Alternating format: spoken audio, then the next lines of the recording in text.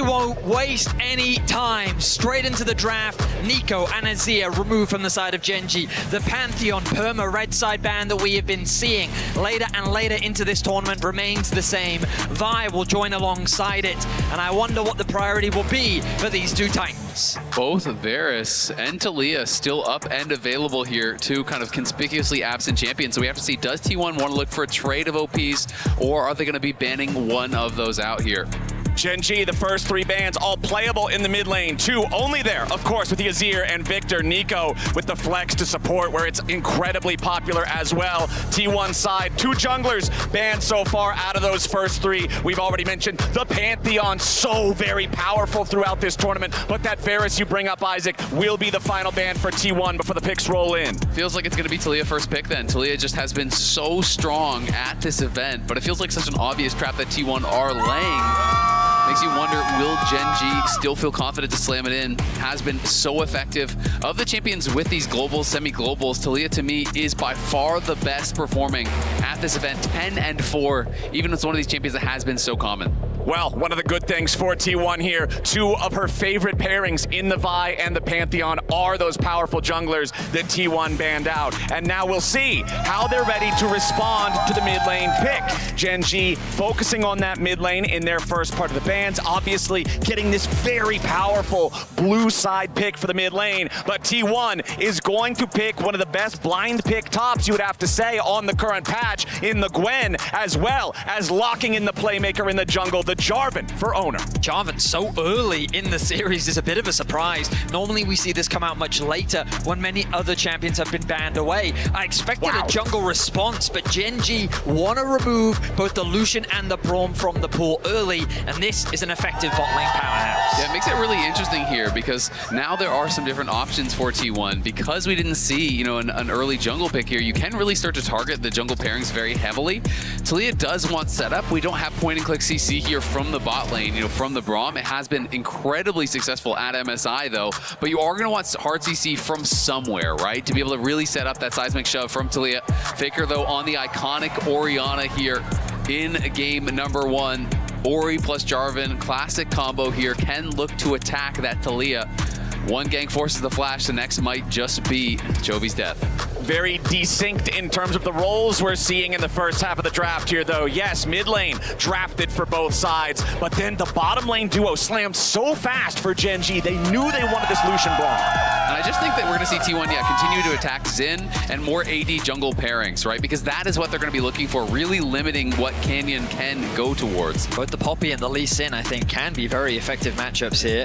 The question is, for Gen G, they can remove things like the Rakan. Xayah Rakan is a tried and true T1 favorite on the bot side of the map. I wonder if they do consider Rakan to be that problematic, or if instead there is something else higher on the priority list. And Jovi, you know, not only is he incredible at all champions, specifically on the Taliyah, 20-3 all-time on this pick. So it is one that has been synonymous with his success. Really does excel on it. He is such an excellent laner. It allows him to get push on the champion, affect the map, which is really what you want to be able to do. I mean, the challenge with Chovy is finding a champion that he doesn't have a positive win rate on, simply with how dominant he has been. 20-3 is a bit more than positive. You're definitely right. The Wukong going to be removed. Okay, so Poppy is still an option. If they do go for the Poppy, Gen G's engage would be limited. They'd have to look for more engage on the top side of the map, but that would be quite risky when playing into something like a Gwen. Alternatively, Canyon's Lee Sin, it's feared, and it's also a very good matchup into the Jarvan. Can also pair up quite nicely with the Taliyah with potential setup. It is really interesting, right? Because you can totally see the thought process here. You're saying, okay, we're going to limit all of the engage tools from jungle as far as physical damage junglers. You didn't go for a hard engage on the support, and the good engage champions in top lane are things like the Oner, which Gwen already has a really good matchup into. So they are trying to kind of paint Gen G into a bit of a corner here and force some bad matchups. But it is okay to still go Ornn and go down on CS against a Gwen and still have that value in a team fight. So I wouldn't be shocked to see something like that still. I really think we're looking at a Bard game one for Keria. Locking in the Jhin, a pairing that we've seen a couple times from Gumayusi and Keria. Guma's Jhin is something that he's super comfortable on. He's brought out multiple times at international competition. It seems though that Canyon's gone more of the defensive route, and we're going to get the Sejuani Jax. I mean, a very common combo that works very nicely together. Jax synergizes with the passive from the Sejuani and can match up into the Gwen very effectively too. A lot of pressure here on Canyon as the main engage for the side of Gen G. If you can find picks or flanks with the solo laners, there's success opportunities there, but that Sejuani really is the go button for the team. Final pick of this first draft will be the Alistar here. In an international finals, Worlds 2016, as SKT1 and Samsung Galaxy, Faker and Ruler were still on their respective teams in the respective roles. It is crazy to see how these players have stood the test of time, still at the absolute pinnacle of League of Legends esports. Runes on your screen right now. Both supports starting off with that Summoner Spellbook has been very potent throughout the course of this event. We've been seeing a lot of creativity. We've been seeing a lot of opportunity show up from the timings of these smite steals, teleport plays, all sorts of clever gambits from the supports this time. I mean, we saw it, even just in the series yesterday, Keria tracking the uses of smite in a fight and going in and being able to steal this. This is the all-time head-to-head between these two teams by year. So as you see, we're going through 2016. Look how one-sided it was to SKT1 at that time. But in the more modern era, this becomes more and more even overall as Gen G became stronger and stronger and started to dominate regionally. And these days, it really is Gen G who has been running the show in the LCK, but it has still been T1 that have the international dominance, that seem to have the edge when things go outside of Korea. Over the last few years, though, when it comes to MSI specifically, it has not been T1's tournament. The last time they showed up in a final was back in 2022 against RNG. 2023, they finished third. Last year, they finished in third again. It's Gen G that are the reigning MSI champions and the holders of that title. And it's just beautiful to see the MSI champions face up against the reigning world champions. Exactly. I mean, it's just so much story between these two teams. I mean, last time, as you say, they were in the finals is more recent, but last time they actually won MSI was back on the Huni roster in 2017. Gumayusi taking the worst end of a trade down here. That Lucian Braum, I commented how quickly this was locked in back in the draft. Gen G clearly had a plan for the bottom lane in this game one. And Duro hasn't even used his heal. Like, you see how much lower Guma is on health? That's with Keria spending his heal. Guma does have Biscuit, so we'll have the additional Biscuit to pop there to try to regen some health, but the early trading going so heavily towards Ruler and Duro. And this matchup can be quite tough for Gwen as the game goes on. So if you do get behind early, it's going to be very problematic for Doran. Jax definitely outscales in the side lane, especially with the pairing of the Sejuani. You expect Jax Sejuani to be winning pretty much all of those 2v2s. Keeping my eyes on what both junglers are planning on doing. Right now, it's going to be harder for Oner to contest that top scuttle, given that Keen does have pressure. He's going to find another nice trade against Doran. Also in the mid lane, Faker being pushed underneath this tower thanks to the wave clear that this Talia is going to have. Keen just playing the matchup beautifully, chipping away at Doran's HP bar. I imagine that Oner is going to be forced to go to the bot side of the map if he wants to get himself a crab, but bear in mind, there's push down there as well in favor of Gen G. And it can always get scary here. Keen really wants to get the crash, because if you can have Doran pushing away from his tower, he is playing TP Ignite. You can be very vulnerable in these long lanes without the flash. Of course, Ignite very strong in these all-ins, if it is a 2v2, but no flash means often you get ran down by the simplest of ganks if you're overextended. Well, the nice part for Gen G, control over all three lanes early on with the push makes it easier for the jungler to feel confident. Taking the Scuttle Crab like we saw with Canyon up here in the top side river makes it easy for those solo laners to know that the jungler can easily shadow and respond to a play if need be. Nice seismic shove there from Chovy's 20-3 Talia. We want to see this pick have that shove early, have that presence in the lane, and then after he unlocks the ult, be effective with the Weaver's Walls, make the plays happen. When we saw these teams go head-to-head in the upper bracket final, game number one, the first kill, the first big fight didn't really happen until the Void Grubs had spawned, and I wouldn't be super surprised to see a similar state here in the finals. I mean, especially game one. Every player going to be locked in, super focused. You got to get used to the stage, you got to get used to the noise, the environment. While these players have so much experience, there's still that degree of time required as Doran takes an unfavorable trade, but he's chasing Keen down. Yeah, Keen ignited here. Doran just going to make sure that he trades as aggressively as possible on this Gwen. He does not have any flash. He wants to play with that Ignite to build advantages in the lane and make sure that he doesn't fall behind in this matchup like you were talking about earlier that can get so scary if you do. Really can, but great job there by Duro. Is able to hold the wave fully. And you can see now, trying to actually chase down, forces the flash there. Keria could not get the wave to crash. Guma is heading back down towards bot. He's not actually going to go for a lane swap, so this is going to mean Ruler, is going to get a little bit ahead as far as the experience, a little bit ahead as far as the CS. So nice small play there from Duro, and does net small advantage for them on that bot side.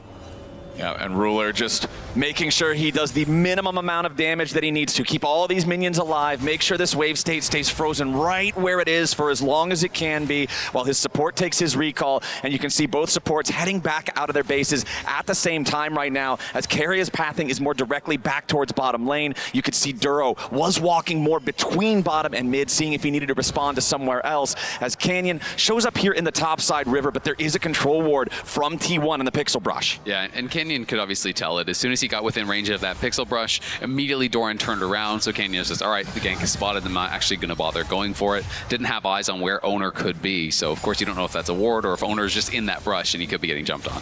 Top laners continue to trade. You can see the lead that Keen has been able to build up in the 1v1. We've already witnessed firsthand. He's a level down and he's...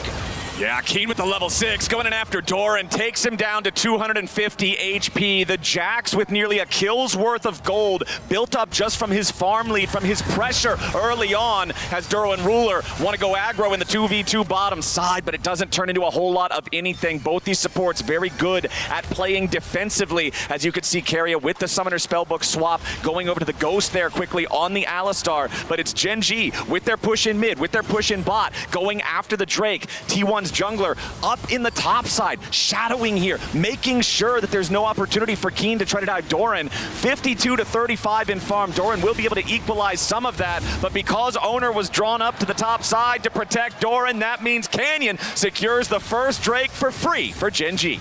Gen G are leveraging the strength of their laners. We talked about it in the draft, but their ability to get pushed pretty much across the map, to respond well to what T1 have brought out in terms of what they brought into game 1. And that Alistar last pick, yes, it does provide you with a little bit more engage, but as we're seeing in the bot lane 2 versus 2, it's difficult to contest those waves into the face of a Braum. Another wave is going to be pushed underneath the tower, and mid, Faker doing a really good job of keeping ahead in farm, but the rest of the map is lit up blue in favor of Gen G. We have to remember this is Doran's first ever international finals here. Has had that reputation of not being able to perform internationally, but he has been very good, I think, for T1 in this event. But the lights shine a bit brighter in the finals, and especially when it's your first international finals, he's going to be feeling that pressure. So a lot of eyes going to be on Doran and how he can perform against Keen, who I think has been the best top laner at MSI and has been, just that little bit better. Doran was given so much credit in terms of T1 even being able to qualify for this tournament. He had a standout performance. In particular, we all think very fondly of his Gragas, the champion that he did bring out in their Game 5 yesterday as well. And so far, yes, in the matchup, he is struggling, but you're completely right, Azael. Eyes will be on him to see how he impacts this game, as on the opposite side, it's Duro, his first final. Expectations so low for the young player joining Gen G, but he has risen to incredible heights as the Grubs start off. The Grubs, once again, could be the battlefield. Gen G trying to make sure they're around here for maybe a smite. Keria with a Hex Flash over the wall, tries to go in for a little bit, but Unbreakable Will already required. Gen G backing away for a moment. If Alistar's ulti falls, it's very difficult for him to continue participating in the fight. Chovy and Faker off to the side as Gen G will move in. They will take control of the pit. They will secure the third Grub. A 2-to-1 Grub count favoring Gen G. They'll come out on top in the objective scrap as neither team wants to overcommit for the fight. Yeah, as soon as Keria lost that ulti early, he knew it was going to be trouble. Keen will have to back off here. Yeah, Keen trying to get away from it. The Ignite is used with the final volley of Needlework. Keen dropped down to 100 HP, but it's 100 more than Doran would like. Keen still has his ulti available. Teleport can return him to the lane immediately thereafter as well. Yeah, and critically for Gen G, because they got 2 of the 3 Grubs, they do get credit towards the objective feats there, so there are 2 out of 3 on that. They got the first Dragon, they got 2 out of 3 Grubs, so they only need 1 more to complete the objectives feat here. And really Keen is just going to TP top. I love the way in which Chovy's playing against Faker on this Orianna in particular. You'll notice that when he's facing off against Faker directly, he walks towards the direction of the ball, and he kind of hopes that Faker will overshoot his Q, which means that the W then ends up missing. It's given him a couple of HP trades going his favor. The farm, though, still ever so slightly in the favor of Faker. He does have a small gold lead, but right now this early game is very, very close. Very much what we expected here in game 1. Exactly. Minute leads one way or the other in most places. The biggest one, still the difference between the farm and top laners. Keen more than a couple of waves ahead compared to Doran here on this Gwen. And again, I want to remind everyone, there is no flash on the T1 top laner. It means it's even more dangerous, not just in the context of the 1v1 against the Jacks in the side lanes, but participation in the team fights. If you go in, if you mistime the Hallowed Mist, if you don't go at the right timing or angle, there's no way out. I mean, the Ignite is almost always worse in a 5v5 than having Flash. It can be really powerful in that 1v1, but like you say, sometimes even if you do go in at that right moment, if you just get denied, by some sort of CC, it can be difficult to actually close the gap onto some of these carries. Especially Ruler here, who is going to have Duro kind of glued to his side. You have to expect in a lot of the fights, and that is going to be the primary target that T1 are wanting to look for. A very slow opening 11 minutes of game number 1 here in the finals. Remember, game number 3 in the upper bracket finals, we had to wait more than 20 minutes to get our first blood. Hopefully, won't be the same story here in this one, but in general, gentlemen, I would have to say that the slower game state often favors Gen G. When the scraps happen earlier, when they happen more often, T1 seems to be more in their element, but when Gen G can slow the game down, they seem to be very comfortable. And the slower the game, the higher the importance of that first fight, right? Because often you do have those late first bloods. The rewards are that much greater. You're much stronger when you win the fight. And if it is decisive, you can sometimes knock multiple towers off the map right thereafter and really turn it into a game that gets out of control very, very quickly. But both these teams incredibly even thus far.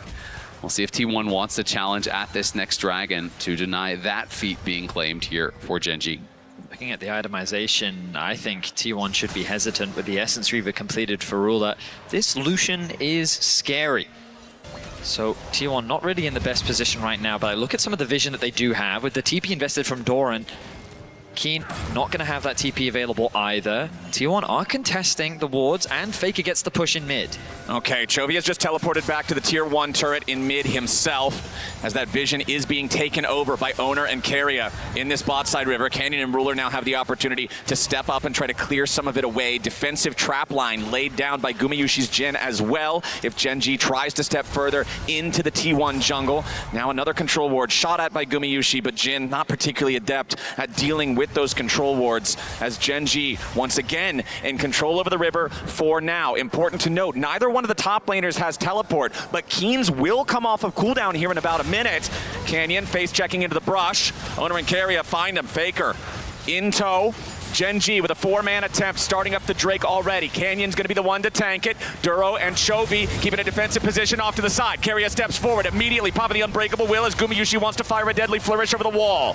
Keria, half HP, Unbreakable Will down. Gen G still with control over the objective.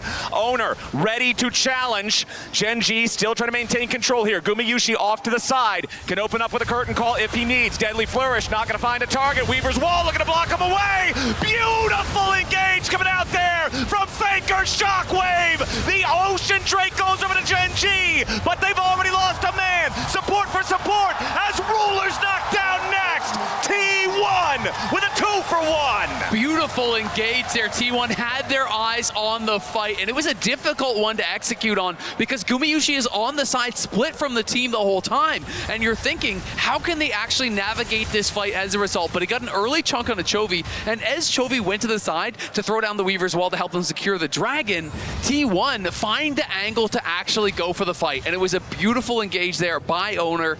Great follow-up from Faker. Keep your eyes on the Orianna ball while the smite does come through. The shockwave connects onto 2, and the positioning of Gumayusi also contributing with the ultimate on the flank. Keria actually ends up dropping first, but T1 is quick to respond with 2 kills of their own. Exactly, and you saw what I was talking about. As soon as they see Chovy is not riding in the wall, they know he's going to be late to the fight. So that is why there's the instantaneous engage. They see the angle from which it comes. They know Chovy cannot participate in the immediate start of that fight, and as a result, the HP bar on Gen G were too low by the time Chovy got there to do anything. So the trade then is GENG, they get the second Drake, 2-0 on that stack now. They secure the feat of neutral objectives like you were talking about earlier, but that very slight gold lead that we've been talking about so far does swing the other direction now, about plus 500 for the side of T1 as Keen wants to get a little bit of damage here, but Oner shows up in time to prevent the demolish proc onto the turret in the top lane. And you can see T1 really wants to defend that tower because they know now if GENG gets first turret, that is feats of strength going their way. So those towers, I think, will be defended very strongly here by T1. They're only one kill off the feat of warfare here and will be looking for that first brick of their own. But it has been mostly Keen with the push on the top side, and he does have demolish, so if he can ever get access to that tower, it is quite dangerous. You'll notice Faker pushes out that bot wave, already roams up towards mid. They're ready and in a position to contest this Rift Herald. GENG, after putting a bit of pressure down onto the top side, did invest a lot of vision, but now T1 have reclaimed it. They're the one to start off the objective. GENG will know that this is happening, but given Chovy's positioning, no TP available, I don't think that GENG can contest. Exactly. Chovy's teleport still a few seconds critically off of that cooldown. Weaver's wall came up, but it can't reach from all the way down in the bottom lane. So T1 with the timing, with the control, will seize the neutral objective. But notice GENG is pushing on this bottom side. They're looking for first tower there, and they're just going to try to rush this down because they know if Herald is summoned, they'll likely lose a tower of their own, but they don't have another minion wave here, and T1 is going to try to rush for it. Both teams are really trying to defend this hard. T1, they've got the positioning over the wall with Keria as well. Duro wanted to TP in, but the first turret already goes the way of T1, and the third kill will do the same. The Herald's ready to charge, and T1 is mowing them over. The turret, the kill, and the tier 2 to follow. It might have been a turret and bot for GENG, but T1 take everything in mid lane. A misstep from Duro as he tries to defend the mid-tier 1. If he can just slow T1 down, there's an opportunity, but now Chovy's making a play of his own. Chovy wants to get something back here in the top side. Weaver's wall fires out. Remember, there's no flash for the Gwen to try to get away. The unraveled earth flies out, and Doran goes down. Chovy gets his kill. Yeah, Doran goes down swinging, couldn't quite finish off Keen. He didn't have the skip and slash to get over the wall there. Oner was trying to sneak into the brush, would have been warded out regardless, but good play from Chovy, getting something back on the top side there with Keen. But that TP from Duro definitely hurt them because not only then do you lose the first tower, you also lose that third kill over to T1, which means they get the feats of strength, they get the upgraded boots, and T1 in a good spot now here early on in game 1. I know it's only a single kill, but I think it is a great demonstration of the evolution of Chovy as a player, recognizing the development he's needed to make as an individual, becoming a really vocal player as part of this team. You can see that constantly looking to be proactive on the map, constantly looking to trade objectives where they can, and constantly trying to make things happen for his team. They are currently ahead in Dragons, 35 until the third one of the game will spawn. Canyon pathing towards the top side of the map, wants to grab that Scuttle Crab, and it's Keria who's getting that bot side vision first. And you mentioned the fact that T1 manages to seize the feats of strength here. I always value the enchanted boots higher in a composition where the carries in particular do not have mobility built into the kit. Jhin can only run, Orianna can only run. Having the extra move speed could be the difference between being caught or getting away in a critical fight. Still the gold, not even 1,000 apart. That Ocean Drake you mentioned, Vedius, spawning now as we can see everyone congregating around this bottom part of the map. Chovy's ultimate up in 5 seconds as he makes his way over to get in range for the Weaver's wall. Doran's on the other side of the map, but he has his teleport ready to join.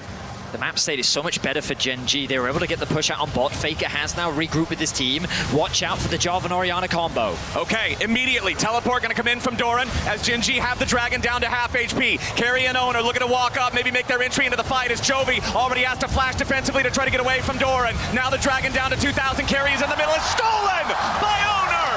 T1 trying to make their entry into the fight now as Keen's already at half HP. T1 backing away. Oner gets the job done. T1 happy with it. Yeah, T1 get the dragon and they're able to get out. It does cost Keria his flash, but it's a great smite there from Oner to secure it. Now though, looking for a potential re-engage. Oner goes in! They go in with a shockwave combo on top of the Jarvan, and now they've caught Canyon unaware. He gets away with 100 HP as T1 now trying to back away. Duro thinking about going over the wall. He wants to go in here with the flash, throws up unbreakable. T1 scrambling, but there's no damage.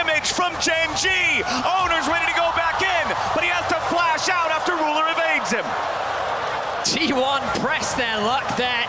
They really wanted to contest the red buff, but Gen.G responds so aggressively, forcing them back out of the jungle. The shockwave comes through. The damage isn't quite enough to take out Canyon. He's able to flash away to safety, and then the counterattack from Gen.G. Exactly, just track all the flashes being used here. Canyon early flash, then Duro flashes to follow. Faker has to flash a seismic shove. This is now back to the earlier play on the Smite Secure. So this is previous to the replay that we were just watching. You can see this dragon was getting low. Chovy on the side was being zoned out there by Doran.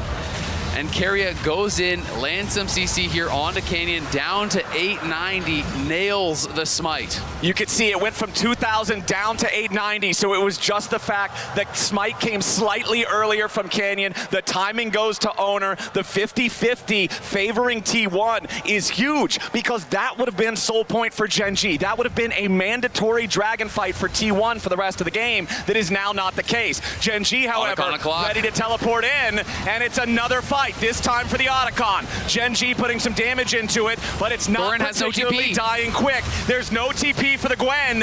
T1 have to try and do something to stop this. Buy a little bit of time for Doran to arrive. Curtain call opens, but Duro's unbreakable. Chovy zoning everybody away here with the Unraveled Earth. Oner wants to make his entry, but the Otacon is secured by Canyon. Gen.G have the objective, but what about the fight right after? Oner goes in, Chovy gets out, Oner goes down, Ruler goes off. Keen looking to zone Faker off the back as Doran makes his way into the fight, but he can't snip anybody out. Now he's shot by Ruler, and it's a double kill for the man with the double guns.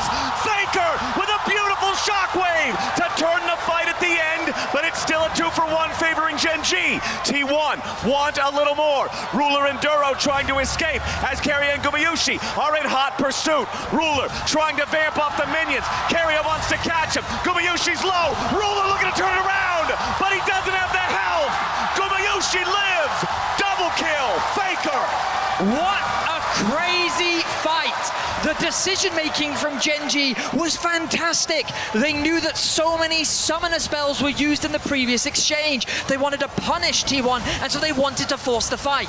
Now watch Oner here. The seismic shove for Chovy is going to deny his entrance into the fight. When he goes for the flag and drag, he gets flicked back. So that stops his combo. Remember, he had no flash from the previous play. Seismic shove into the ulti from Canyon secures them the Otacon. That was beautifully done. Then Gumayusi coming in on the side here is going to try to get the damage down onto Chovy, but he is being zoned out. Doran is going in, and the fight becomes very chaotic because Faker is over here at really low HP, but he's going to stay around because he still has his shockwave. So as Gen.G group up here on the chase, finds the opportunity with really low health to set up, and this fight just becomes chaos.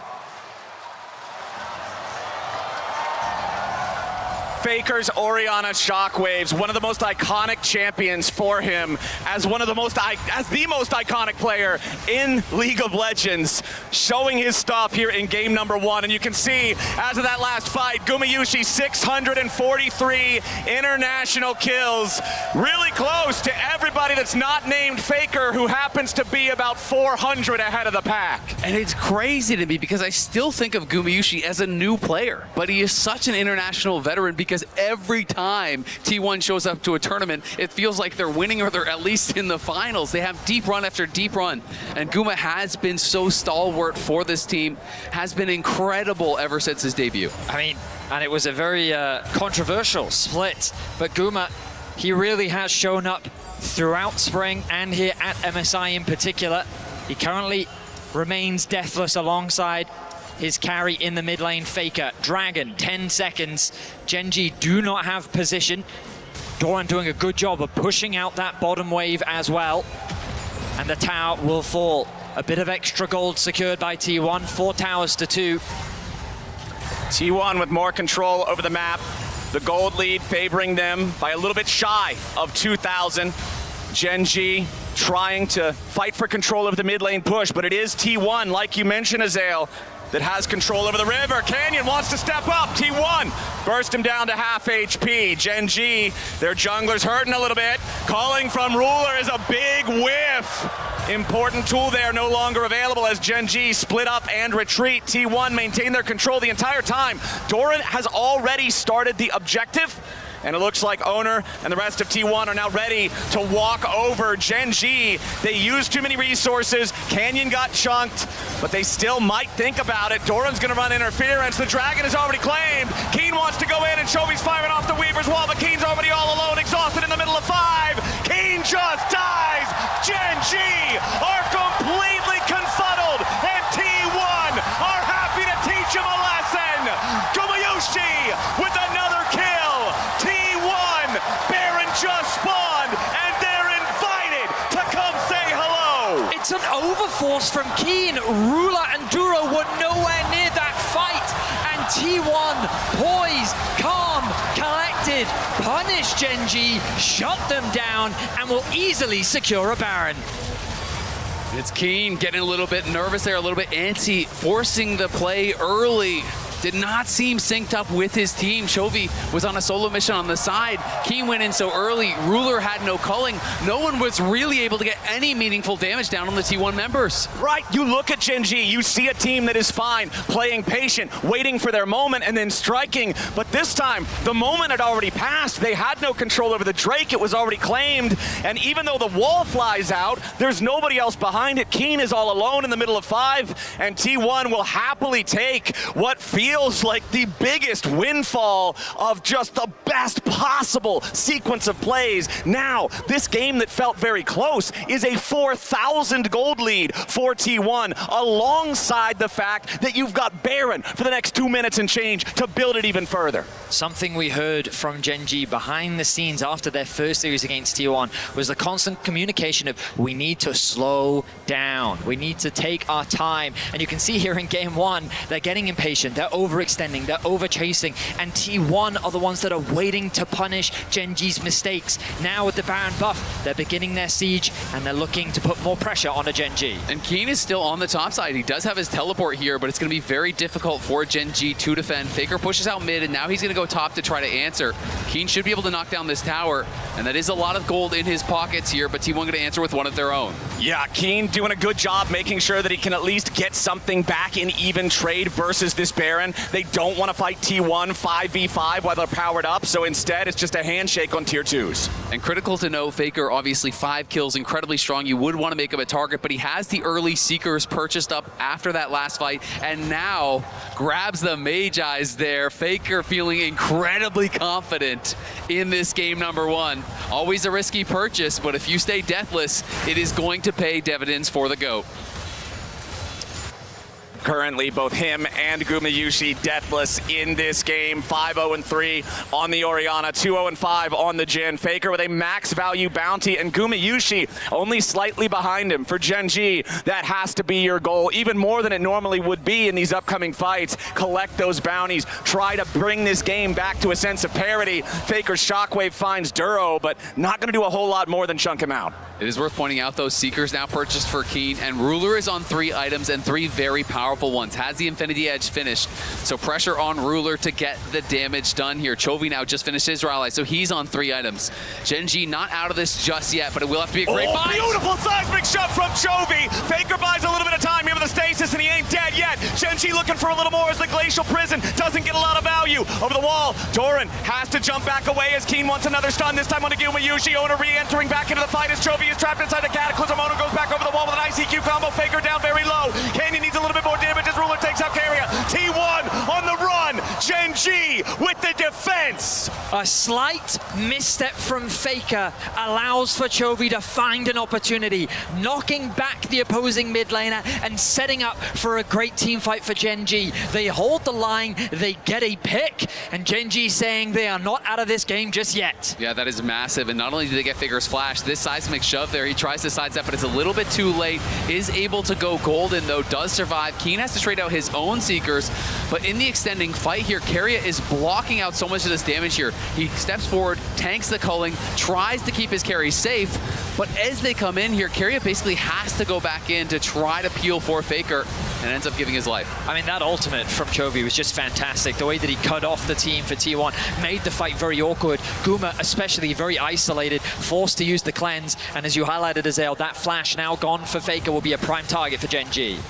All right, another stare down, another showdown for another Drake. Both teams tied at 2-2, but look at the shades of Drake claimed by either side. The first two from GENG, but both Ocean Drakes since then claimed by T1. They've had the control as the game has gone on. GENG though, first into the bot side river. T1 ready to step up and challenge this. You can see Keen trying to pick up the red buff, the team-wide red buff for GENG before this fight starts. Doran is coming around on the flank. Keen might just see him here, depending on if Doran gets the skip and slash over the wall in time. Doran's going to be caught out. Keen immediately sees him, but Doran only loses about 1/3 HP. The Drake has been aggroed, pulled, but it's too far down. The patience will be lost, and it resets back towards its home before it can be taken low enough for a smite fight. Doran's going to TP back. He just went back to base here. He already had the Seekers. He's ready to go pick up some wards. Okay, Dragon at half HP. GENG still looking to burn this one down. Weaver's wall's already been fired. It's slated, secured by GENG. Canyon here in the front line, but he's not dead yet. Finally going to be cut to pieces. Gumayusi grab the killing spree. GENG defensive positioning as finally the Jax makes his way in. Oner trying to escape back out as Ruler is under pressure off to the right. Keen in the middle of everybody, trying to do the damage, but it does not work. T1 have already won the fight, and they want even more. GENG running into the wrong side of the jungle, and T1 hunt them down. Chovy sidesteps a deadly flourish as Ruler and Duro try to fight back, but Keria runs them over. Gumayusi's on a rampage.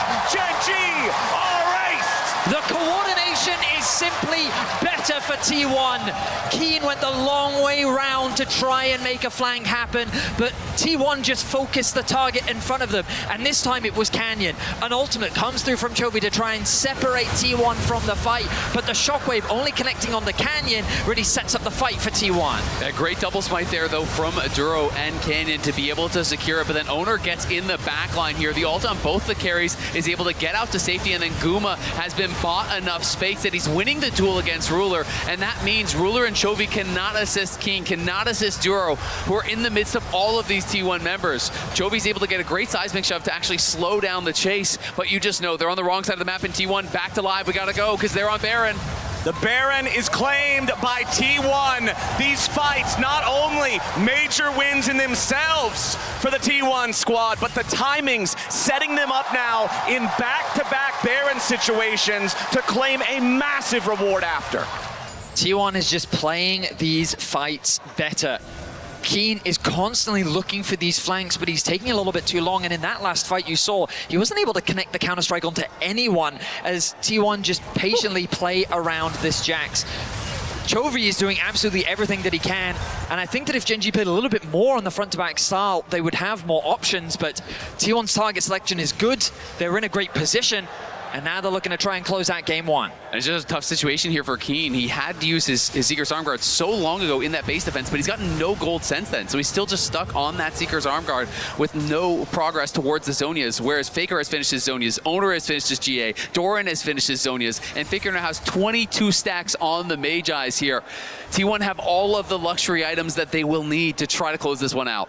And I want to go back to the lane phase when we saw Keen winning the early trades, winning the early farm, when we were talking about how this can be very difficult to play the Gwen, especially without a flash in team fights as the game goes on. But that last fight, I think Doran did exactly what he needed to do. You saw the end of team fight damage chart, dealing 5,000 damage on the Gwen to only the 1,500 of Keen's Jax as T1 sets up for a siege. Teleport coming in as Chovy's ready to join up with the rest of GENG. T1 not slowing down, ready for the next minion wave to crash while Doran enchants the wave over in mid at the same time. Canyon throws out a Glacial Prison, but there's no follow-up. Immediately T1 fires back, and GENG have lost their main engage. Oner puts Chovy in the Cataclysm, but he has to get back away. Canyon's about to die. Faker needs a little bit more damage that he will not find, but it just makes space. T1 now firing onto two inhibitors at the same time, and bottom and mid lanes will now surge with super minions as the Nexus turrets are under fire. Ruler's calling,